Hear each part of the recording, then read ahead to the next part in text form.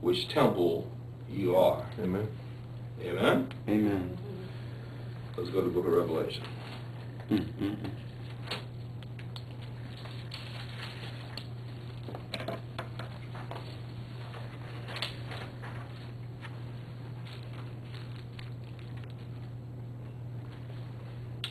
Revelation 13. Revelation 13. The abomination that maketh desolate. Idolatry, of course. Murder of innocent blood, or specifically, murder of Christians, in this case.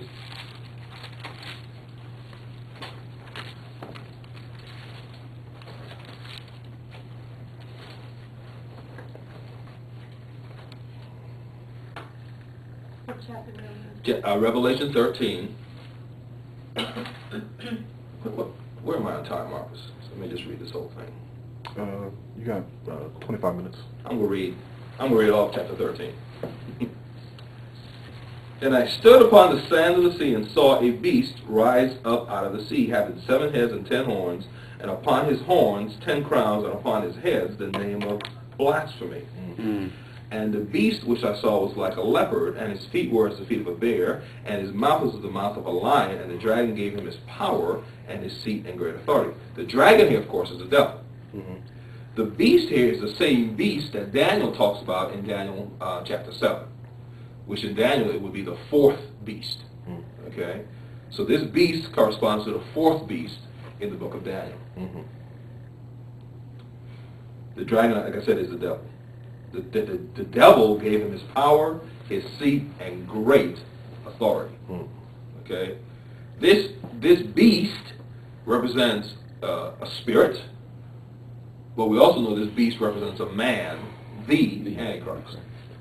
We know there are many Antichrists, but this is talking about the Antichrist. Okay? And I saw one of his heads, as it were, wounded to death, and his deadly wound was healed, and all the world wondered after the beast. And they worshipped the dragon, which gave power unto the beast. And they worshipped the devil, which gave power unto the beast. And they worshipped the beast, saying, Who is like unto the beast? Who is able to make war with him? And there was given unto him a mouth speaking great things and blasphemies, and power was given unto him to continue 42 months. And he opened his mouth in blasphemy against God, to blaspheme his name, and his tabernacle, and them that dwell in heaven.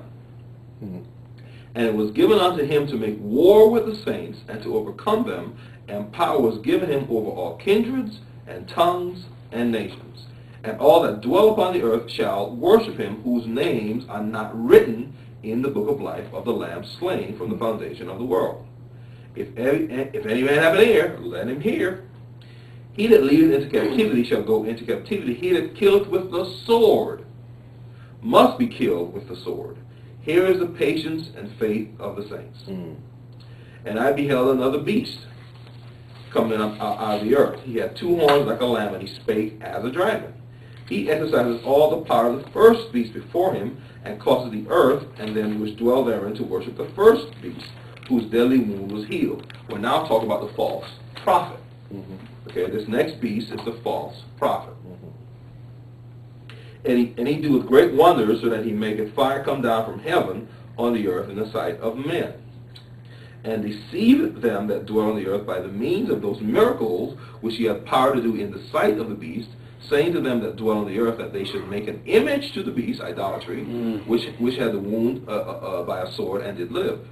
And he hath power to give life unto the image of the beast, that the image of the beast should both speak, and cause that as many as would not worship the image of the beast should be killed.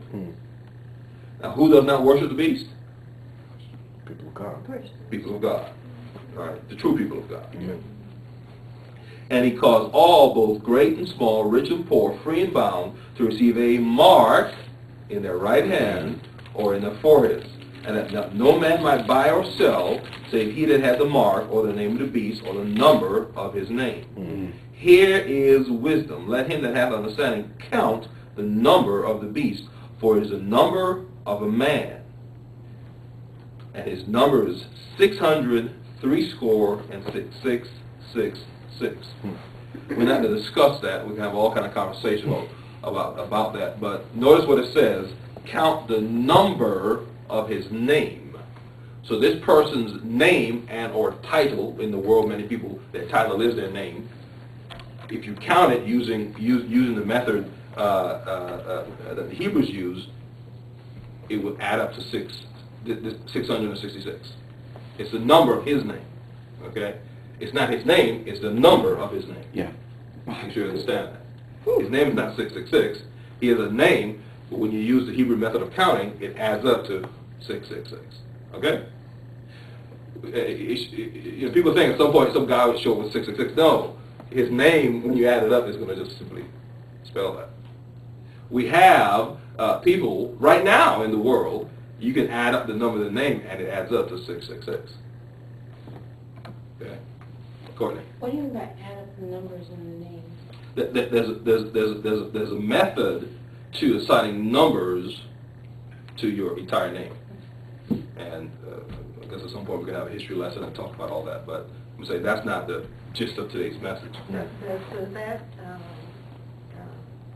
still exist? I mean, is that ancient or is that current? It's absolutely still being used. Jews still count that way? Well, this practice has been taken to beyond just Jews. I mean, it's used by many people. But unfortunately, the people that use it now are using it more for witchcraft. Okay, but like I said, we'll do a history lesson and deal with this. That's not the key gist of today's topic. Okay. I want to go back and look at the things that all the scriptures we read before in Jeremiah and Ezekiel. You really, if you're paying attention, it just got repeated. Okay. Right. We have speaking blasphemy. We have setting up idolatry. We have the killing of people by the sword. We have worship, okay, of this false god. We have receiving a mark on their body, which you just read is an abomination unto the Lord, okay, and so forth. So, in this time, unfortunately, we're going to have many that profess to be Christians who fall for this. Okay, so if you go back and look at what we read in Daniel 11, it said those who are wise will know, don't do that. But we're going to have many, because of his lies, who will believe what he's saying. And of course, not only does he have lies, he has power. But if we don't know what to look for, we understand from Matthew 7, it says, don't judge by their power, judge by their fruit. And we know fruit is Galatians chapter 5, fruit of the Spirit. Love, peace, joy, and so forth, right? So clearly the man's killing people, we should say, hey, wait a minute. Right?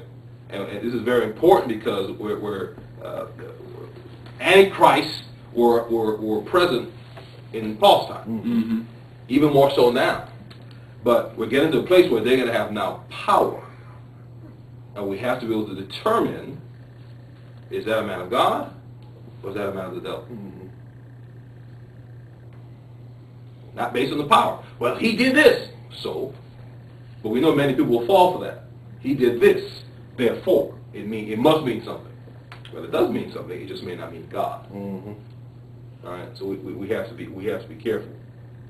So as we see what we're already seeing, if you think back to all the stuff we've read about these abominations, we have people sleeping with each other's wives.